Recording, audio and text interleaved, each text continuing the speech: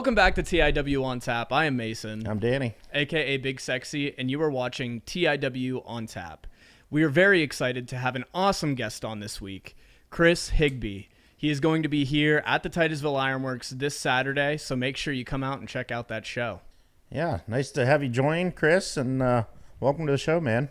Everybody give Thank Chris you very much. warm welcome. So how you been, man? I've been really good.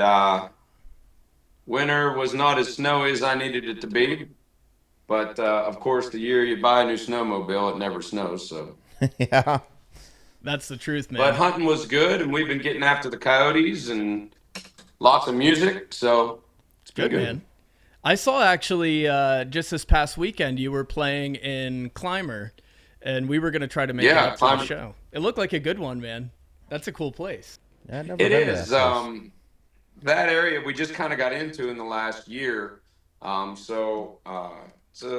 a nice area up there. The people are awesome, and it's usually what I like to do is start playing in an area and then pick your big city in that, or pick your big play in that city, and then just keep bouncing around. So Yeah, and so the very first time we had you in to the Titusville Iron Works was, I believe, the beginning of last year, correct? so it was 2 years ago at the Monday night thing here at the park. Oh wow, Yeah. it's been 2 years already. Time's flying.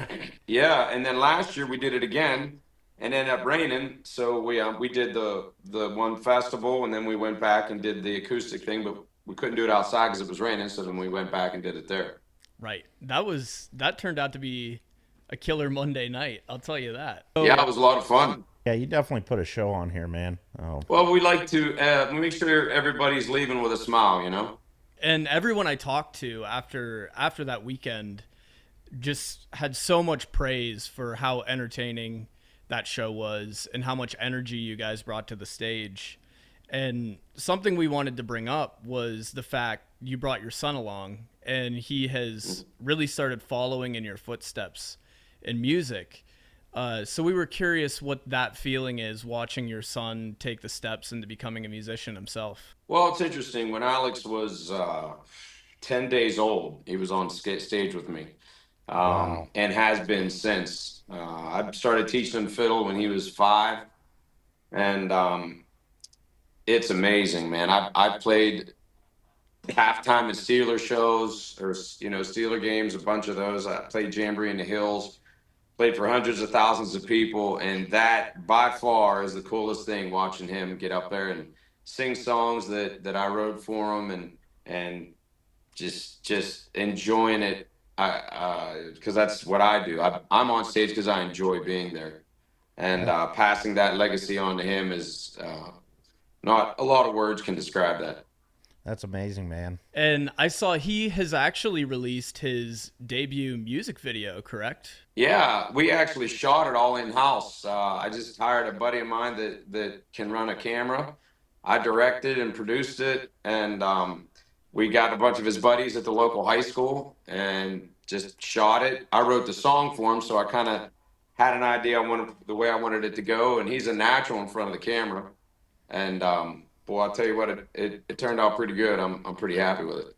I was really, really impressed when I watched it. I was showing my parents the video, and they loved it as well, which is, very cool that you have that out there, and that he has that to now look back on as he moves on his musical journey.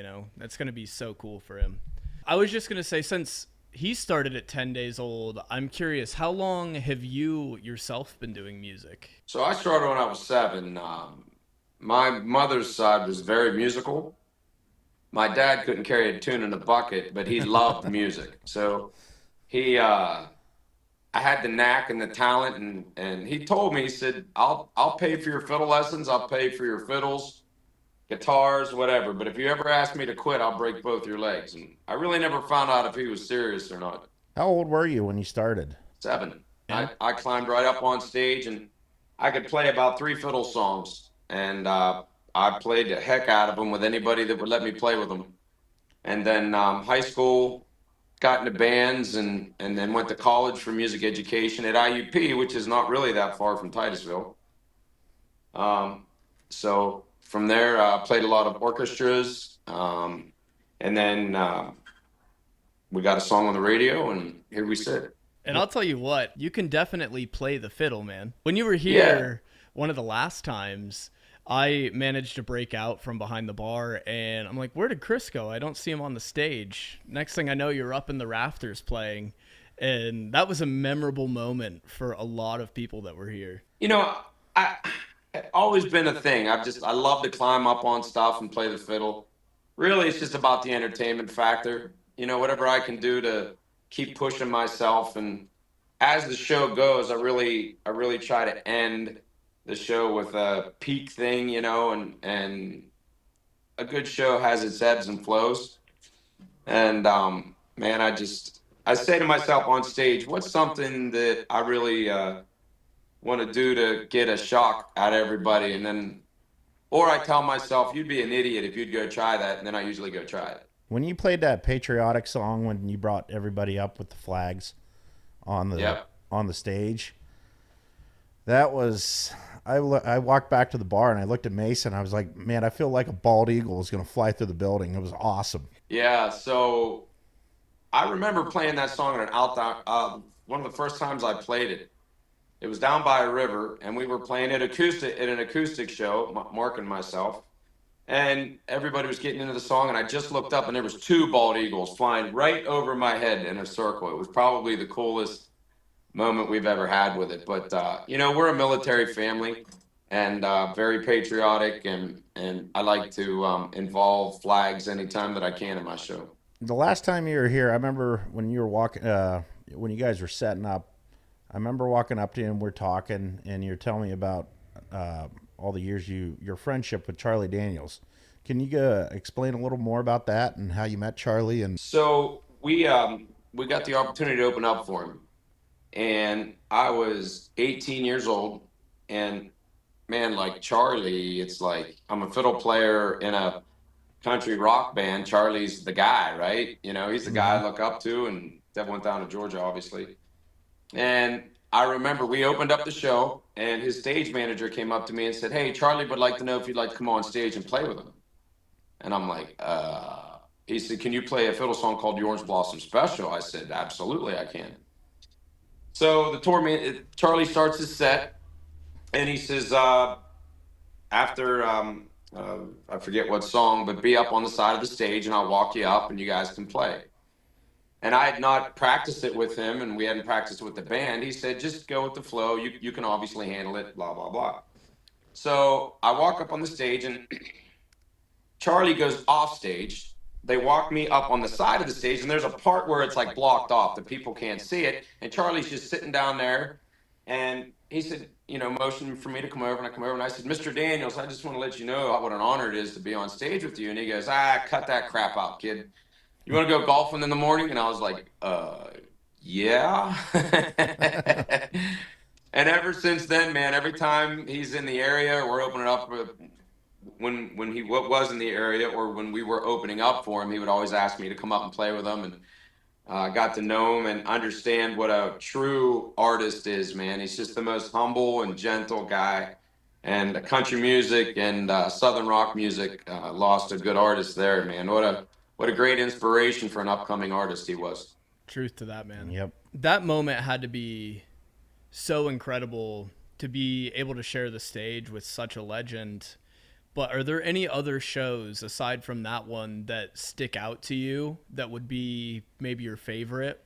So my second favorite was we were playing Jamboree Nails, and are you guys familiar with what that is? Yep, it was over in Okay, Ohio. so yeah, and it's like the Super Bowl of country music, right? Mm-hmm. It's a 4-day weekend, and I can't even remember how many people go there, but I got up on the roof, which was 120 feet off the center of the stage, and I looked out and was looking at 100,000 people, and that was the craziest thing to hear that roar come back at me.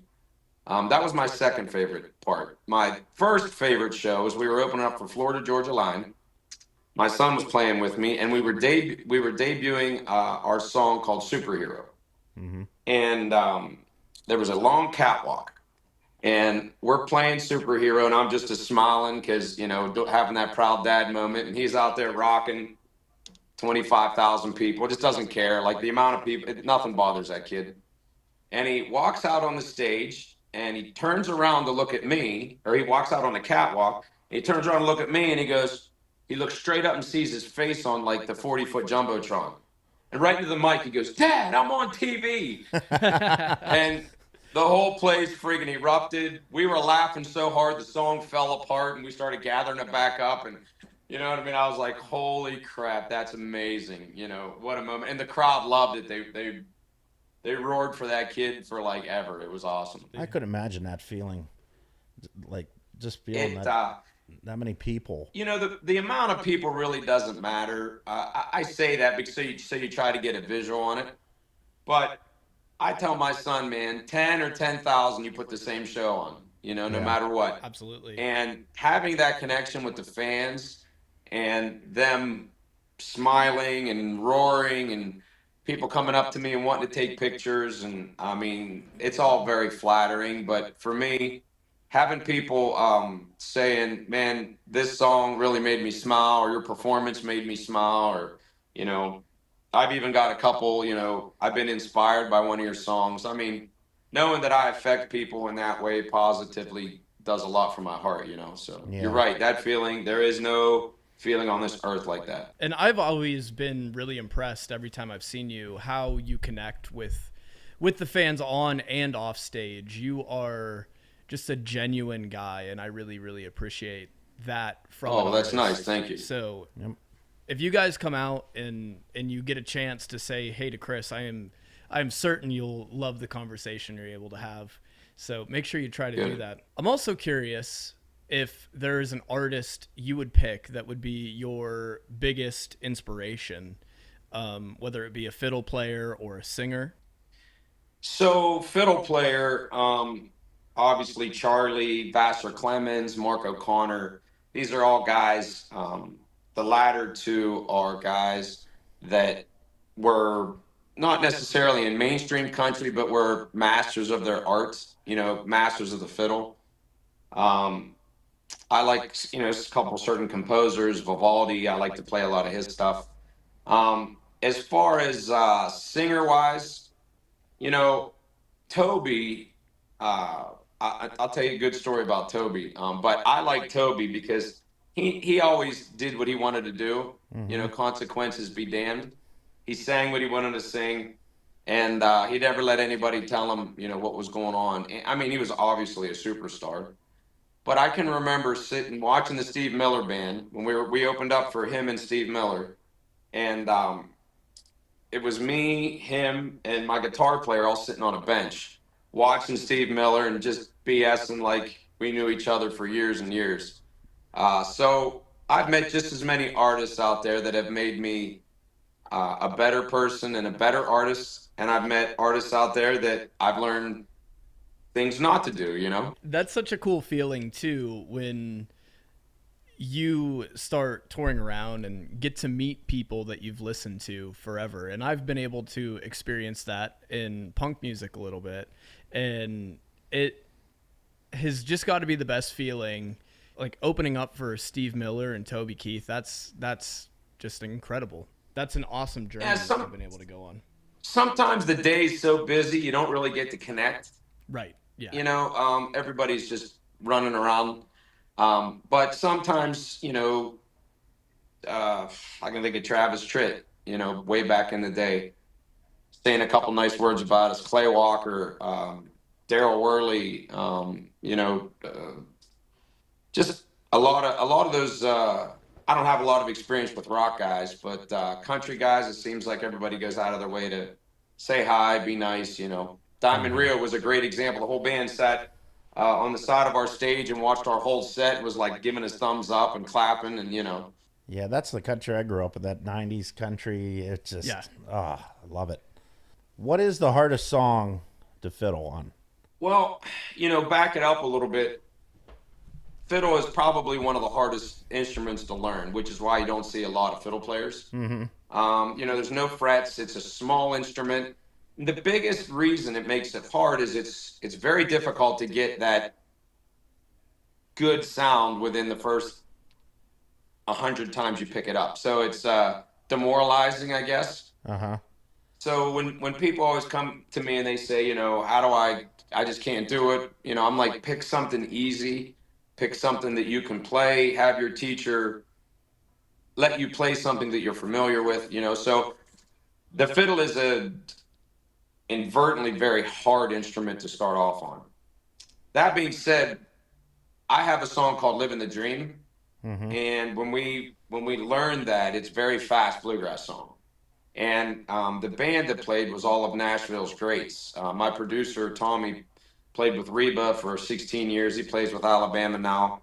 And he brought in all of his buddies who, like, you got, like, Paisley, steel player, and, Garth's bass player. All these guys that are A-lister musicians and recording artists that actually they go out with all these big artists. They're playing this stuff and they're just, laying it down. And I'm in the studio listening and playing and going, oh, what do I do? This is crazy. So it was a very fulfilling thing to do, but definitely one of my more fun songs to play. But it took a lot of practice to get where it needed to be. Yeah. Yeah, I remember I went, it's probably been 10 years ago. We went up to Erie and watched Zach Brown Band. And Yeah. his fiddle player, I think it's Jimmy D. Martini, I believe that's his name. And just watching him Yeah. on stage, I'm like, that is amazing how those guys can fiddle like that. Yeah. Listen, there is no doubt in my mind. Studio musicians and live musicians are two different. That's two different things, right? Mm-hmm. Studio musicians do it every day of their life, and it has to be perfect. Live musicians get a little bit of a leeway, but when you get somebody that does both, that's a pretty amazing thing to see. I guess it's been 2 years, like we said. What was your first impression? Well, had you ever been to Titusville pre-playing the Titusville Iron Works the first time? I have not. Okay. So, Titusville being a fairly small town, what was your impression coming into the Titusville Iron Works and seeing such a large venue in such a small area? So I'll tell it in the context of everybody that's been asking me what the bar's like and my explanation. And I'm like, well, first off, the food's great. Because, I judge everything, like we start there, right? Mm-hmm. And I said, you could spend all day walking around that place. I said, go early, because when you see everything in that building, you just get lost. You could just stare at the wall and look up and down and just take your time and take it all. We had a hard time doing a sound check when we went, because I'm like, guys, come on, we got a show to put on. We can't stand around and look at everything. But the owners and staff and everybody there were absolutely awesome. And when we came into the town, quaint little town, which is what I love. I live in a little town, have my whole life. And the last time we were there, we got to go on the train ride and experience staying in the cabooses and all that stuff. And the people there at the Chamber of Commerce and all that were just absolutely great. So I cannot wait to come back. Yeah, and there is so much history, and when you really dig into it, so much to do in this area that a lot of people don't really realize. Yeah. So if you are listening and you're coming in from out of town, make sure you check out the OC&T Railroad. We have Colonel Drake's Well right down the road, which is a museum in itself, and that is where the very first oil well was drilled. We have a ton of other places to go eat and hang out, so you can really make a full weekend out of your visit to Titusville to see Chris this weekend. And you're looking at your schedule, Chris. It looks like you're going to be here at the Ironworks, and you'll be back a couple times this summer too. Yeah, so we're doing the Monday night acoustic deal again, and then we're going to be at the festival for. You're playing our beer festival. I'm going to remember the Beer Fest. That's it. Yep. So it's going to be a nice way to come back all summer. Yeah, Beer Fest. That is it's like Titusville's alumni weekend, and okay, the town is packed. That'll be a good time. So. It is the busiest weekend in Titusville all year. So you're going to get a totally different vibe of Titusville when you come back. And if there's one thing Titusvillians love, it's oil and beer. So, you know. Yeah. So, Hopefully not together. is there anything you want to tell the people about that you have coming up this year, or anywhere they can find your music or your social media? Go ahead and shout anything out you'd like. Yeah, so basically just type in Chris Higbee, Facebook, Instagram. My website's chrishigbee.com. We're all over Apple Music, Spotify. You can get our music just about anywhere. And I encourage people to listen to it because we do play a lot of originals at the show. So I encourage people to listen and get familiar if this is the first time you're coming and seeing us, and sing along and maybe hold a flag or two. We're excited to have you come in, and hopefully we get a bunch of people here on Saturday night. And should be a good time. Yes, we have Chris Absolutely this Saturday from 7:30 to 10:30, I believe. It is a $10 cover charge. The show is 21 plus, but come on out. We open at 5 o'clock. See the show, see the building, do some fun stuff in Titusville. And Chris, we can't wait to have you, man. I'm looking forward to it. thanks for coming along, bud. All right. Thanks, Thank you, guys.